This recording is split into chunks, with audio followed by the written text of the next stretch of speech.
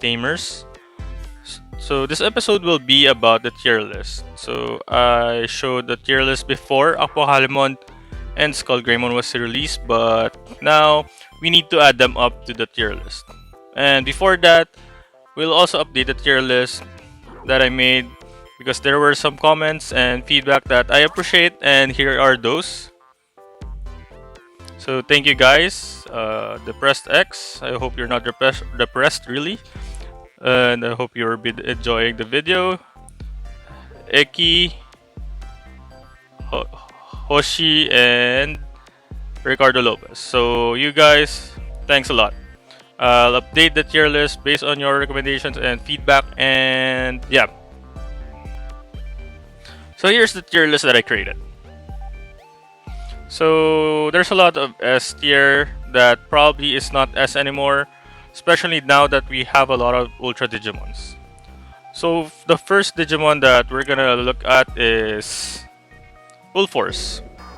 So Ulforce is not actually an S anymore, simply because there's a lot of Ultra already, and there's a lot of Digimons that has damage limiter, evade, and yeah, pretty much those. So when Ulforce hits first, and those Digimons has limiter and evade, that won't really work well. So that's the reason why he's gonna be an A tier now.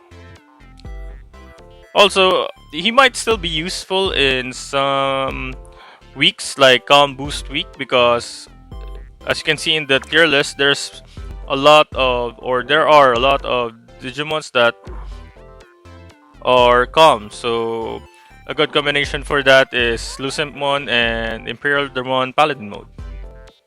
So moving to the next Digimon, Mastemon. So this is my favorite devoted Digimon right now because of, well, she has good stats and also she has good effects. So for the main skill, it's basically like Lucemon, inflicting random status ailments, and also of course she has a heal. So in terms of stats, it's even comparable to some Ultra Digimons. However, the only downside is that she can still be one-shot by some of the SS tier.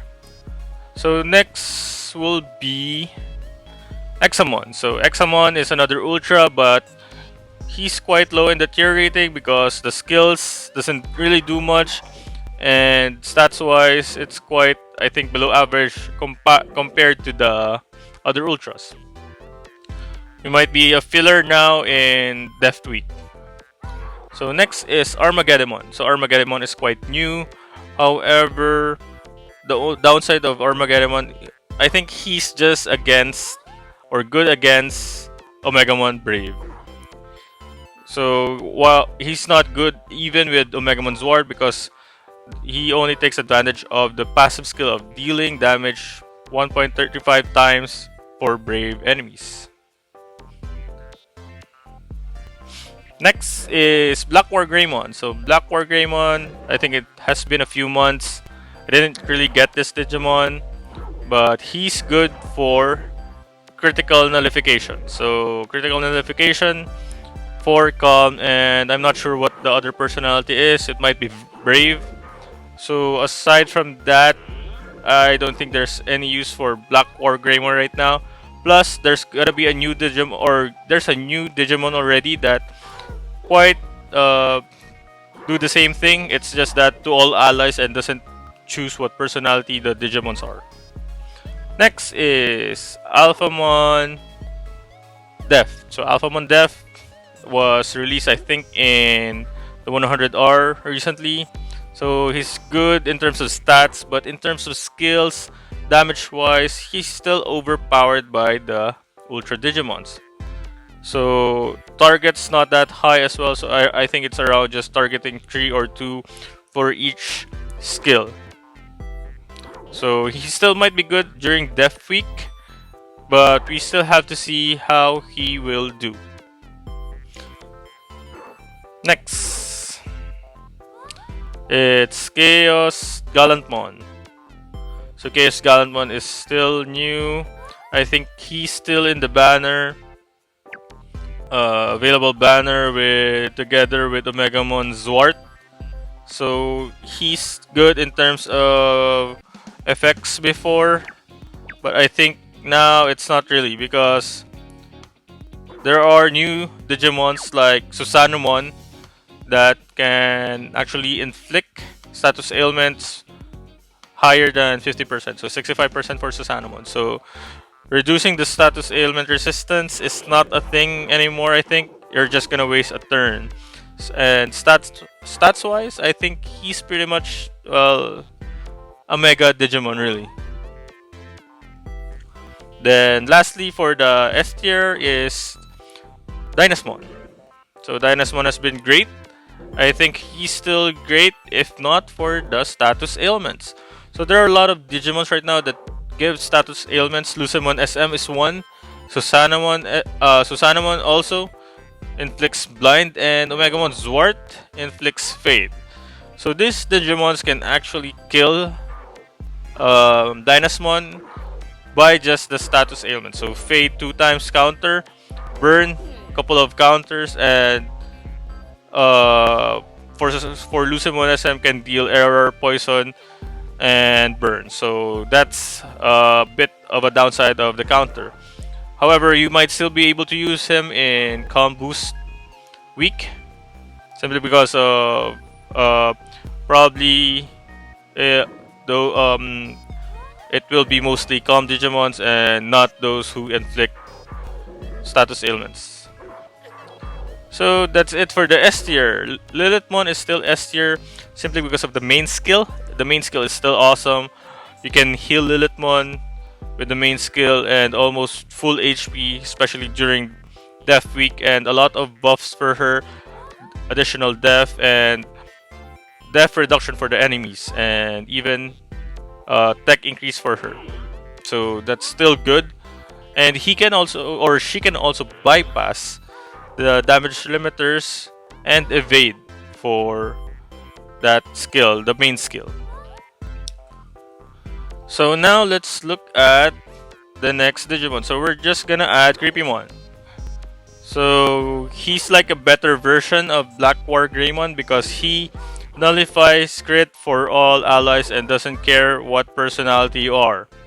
And I believe he's a bit more tanky as well, better HP, better defense being tenacious. And I think he's pretty usable right now, especially that we're dealing with a lot of critical Digimons, a lot of damage, and might work well with our next Digimon. So our next Digimon, if you want to complete your defense in your lineup, it's gonna be Skull Greymon. So Skull Greymon, I think, is the best defensive buffer in the game so far. So even without using his main skill and sub skill, you can actually buff your team already by 40% defense and 40% block rate. So that's a lot. And it's permanent, so Apokalemon can't touch that buff. Plus, I forgot to mention, the stats are really great. Though, don't be fooled by his evolution chain. Though he's just ultimate, the stats are way better than most of the mega Digimons that we have. Then finally, Apokalemon. So I think he's the best Digimon that we have right now, or maybe he's the best because he's killing the meta of Omegamon Zwart, Omegamon Brave, Imperial Dramon. So why is he killing the meta of those Digimons? So basically, the strengths of those Digimons are the damage limiters and the evade. So now that we have Apokalemon, using the main skill of Apokalemon will remove all those buffs. And now you can hit them with just a good damager and one shot even the ultras. So that's the strength of Apokalemon. Aside from that, the stats are really way higher than anyone in the current Digimon Global that we have, Digimon ReArise. So he has the highest stats, good main skill, and yeah, forgot to mention the main skill even inflicts blind. So everyone, almost everyone, is blinded when he used the skill. That's why it's good for surviving the battle. The attacks of your opponents will miss, and plus the next turn you do is can kill the Ultra Digimons. So that's a good combination. And for another change, since we added Apokalemon already, I believe that we need to have someone step down. And that someone is Omegamon Brave. So Omegamon Brave has been here for a while, and I think he's been the one that's keeping everyone scared in Battle Park. Though I think most of the tamers now has Omegamon. You can still get Omegamon in the ReArise banner. I think there's still 40 days. And the reason why he's stepping down into S tier because it doesn't really have much effect compared to the new Ultra Digimons.